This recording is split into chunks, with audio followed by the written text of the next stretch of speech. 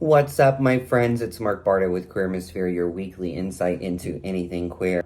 So I hope everyone had a great weekend, and remember to turn the clocks back last night.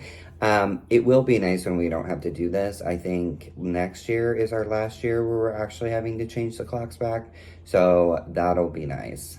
Well, do me a favor, if you've yet to subscribe to my content, please do so you get my weekly videos in your feed.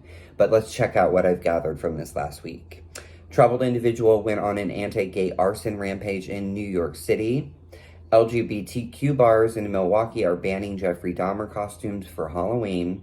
And young gay couple jumps to their deaths after posting final photos together on Instagram. Grab some coffee because we're about to get started.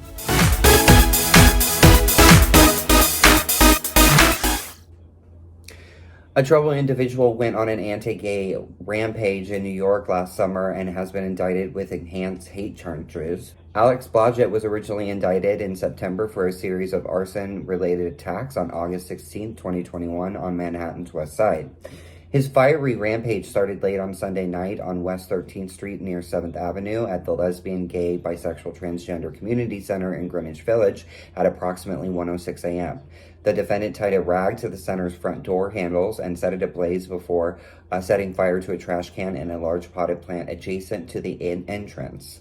He then moved north, where security footage captured the defendant throwing rocks at Atlas Social Club at their front windows of the popular gay bar at approximately 2:38 a.m. He was 2 blocks south on 9th Avenue and 49th Street, where he set fire to the outdoor dining area of a Thai restaurant, igniting the place that caused significant damage to the structure. At 4:07 a.m., Blodgett was in Chelsea at the corner of 8th Avenue and 19th Street, and he set the dining structure, the French restaurant Lulu, ablaze. So he was chased down, apprehended, lighter in hand, and was taken to Bellevue Hospital for a psychiatric evaluation and later charged with arson. He faces 11 felony counts, including 2 for second-degree criminal mischief as a hate crime and 4 counts of fourth-degree criminal mischief as a hate crime. Hopefully, this crazy person gets the sentence he deserves. In light of the popular new Netflix series Monster, the Jeffrey Dahmer story, interest in the vicious serial killer has risen dramatically, so much that LGBTQ bars in Milwaukee, where Dahmer met most of his victims, had to explicitly ban Dahmer costumes out of respect for the victims and their families. Between 1978 and 1991, Dahmer, also known as the Milwaukee Cannibal or the Milwaukee Monster, murdered and dismembered 17 people, most of whom were gay men of color and who he had met at Milwaukee gay bars. 2 bars, This Is It and DIX, posted on Facebook alerting customers they'd be turned away if they showed up dressed as Dahmer. The owners of the bar stated, "We are not here to tell you what's appropriate or get authoritarian on you, but at the end of the day, we will politely ask you that you either remove part of your costume so it will not affect anyone or politely tell you to go to another bar."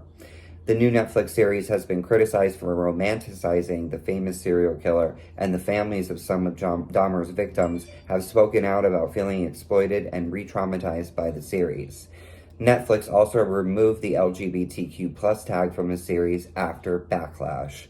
Now, I can understand why people don't want patrons dressing up as Jeffrey Dahmer and how he could have traumatizing results on the victims and their families. However, if you've yet to see the series Dahmer, please do yourself a favor and watch it. It really is quite a good series. A young gay couple jumps to their death after posting final photos together on Instagram. The young couple jumped to their deaths on a bridge in Armenia last week after posting a series of photos together on Instagram and tagging them "Happy End." The last photo shows the couple sharing a final kiss. The young men leapt from the 300-foot bridge in the capital the evening of October 20th. Arson reportedly being 16 or 17 years old, and Tigran was a few years older. The young men still had many years of life ahead of them, but because of intolerance towards them, they took such a tragic step, said advocacy group Pink Armenia. Following the double suicide, local news reports and social media claimed the couple's parents were opposed to the relationship, and the pair received death threats.